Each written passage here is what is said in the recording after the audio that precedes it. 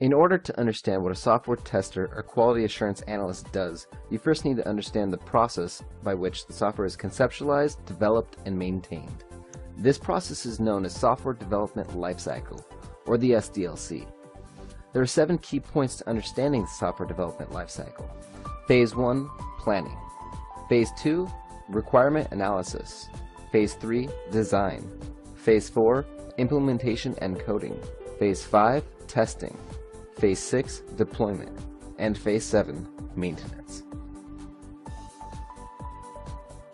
So it all starts with this guy, the customer. He's the guy that has the business idea for our invoice application and the money to get it started. He's going to reach out to multiple different tech companies until he finds one that he likes. Finally, he's going to meet our company's product owner or our project manager. They are going to discuss terms of their agreement, sign a deal, and accept the project. This will move us into the next phase, planning the requirements. Together, the customer and the product owner will outline the requirements of the application. Let's imagine that the requirements that they've both agreed upon are as follows. 1. User registration. 2. Login. 3. Logout. 4. The dashboard landing page. And so on and so forth. Throughout this course, we'll be running multiple iterations of the SDLC, to which new requirements and new features will be added. Now that we have the outlined requirements, let's take them and move on to the requirement analysis phase. Here's our team: operations, developers, product owners, and testers. We'll all meet up in an office for a few hours and define each outlined requirement and give more planning details.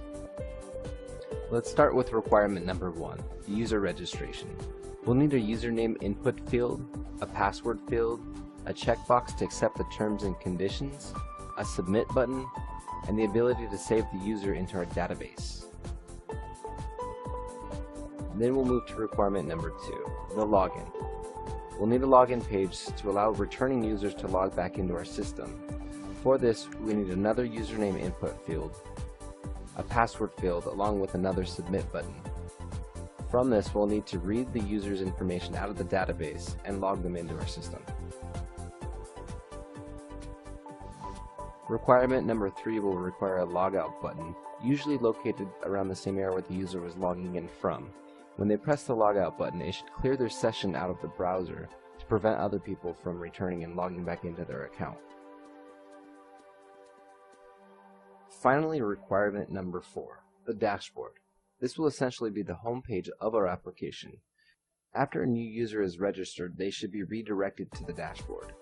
Also, when the user logs in with the returning account, they should be redirected to the dashboard. For our first SDLC, I will keep the requirements easy. In upcoming videos, we'll dive further in with much harder customer requirements. Once all of the requirements have been analyzed by the team and defined, the product owner will take all the defined requirements and create tickets in a project management system. From here, we'll move into the design phase of the SDLC. The design phase takes all the requirements and starts to plan the product. The design phase may include the business rules, the user interface layouts, color schemes, what programming languages to use, frameworks, system server design, database relationships,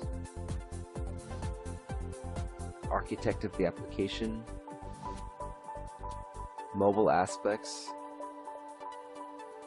supported browsers, and much more. Next, we'll discuss the implementation and the coding of the application. The implementation and coding phase is where everything starts to become fun.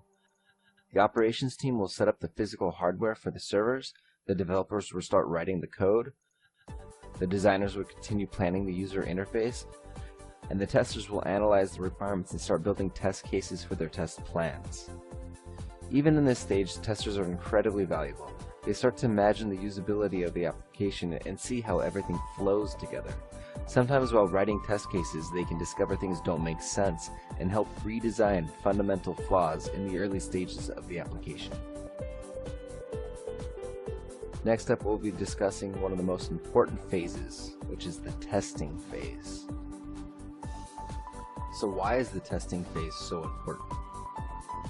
Well, imagine that the developer has finished coding some of our new features and our requirements.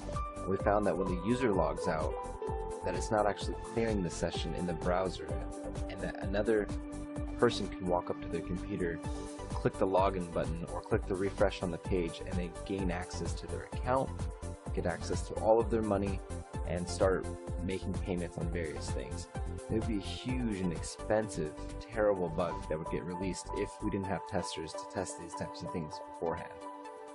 So what does a tester actually do during the testing phase? Now that we have the servers all set up and the database is set up, developers have finished coding, they've given us an application, an actual website that we can log into now.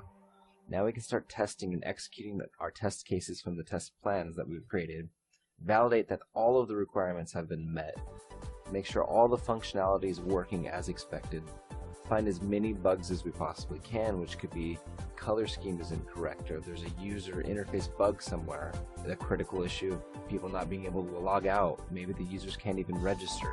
There's so many mistakes that a developer can make and do make frequently. So as we're testing, we start to find bugs, and what we'll do is we'll report them into a bug tracking system, which is then assigned to a developer. They'll go in and they'll fix the bug, fix the issue, and assign it back to us. This is called a bug lifecycle. You may have noticed that I've mentioned test cases, test plans, and bugs. In the upcoming videos, we'll go into the bug lifecycle, iterating with developers, and how to write test plans and test cases. Up next, we'll talk about the deployment phase. In the deployment phase, the operations team will end up mirroring the staging or development environment systems that we've been testing in and get them ready for production, meaning that they'll install new hardware, brand new servers, have everything scalable for production.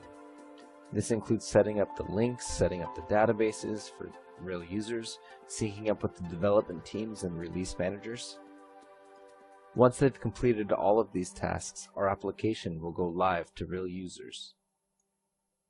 This brings us to the final phase of the SDLC, maintenance. So imagine that we've released and our application became so successful, we're just getting millions of users logging in and registering and using this application. So we need to maintain the servers in the environment. They need to monitor that the load, the stress, everything coming on the servers by so many users logging in and using it, it doesn't bring down the system. Maybe we need to make larger servers, larger databases, maybe we need to get faster computers. There's a lot of stuff that goes on during the maintenance phase. There will be bugs found in production. It's called production support. Frequently, users will email with their issues, and you can stop and investigate what they're complaining about or what their issue is, figure it out, write up a bug, get it resolved, and do another deployment to production with the issues fixed.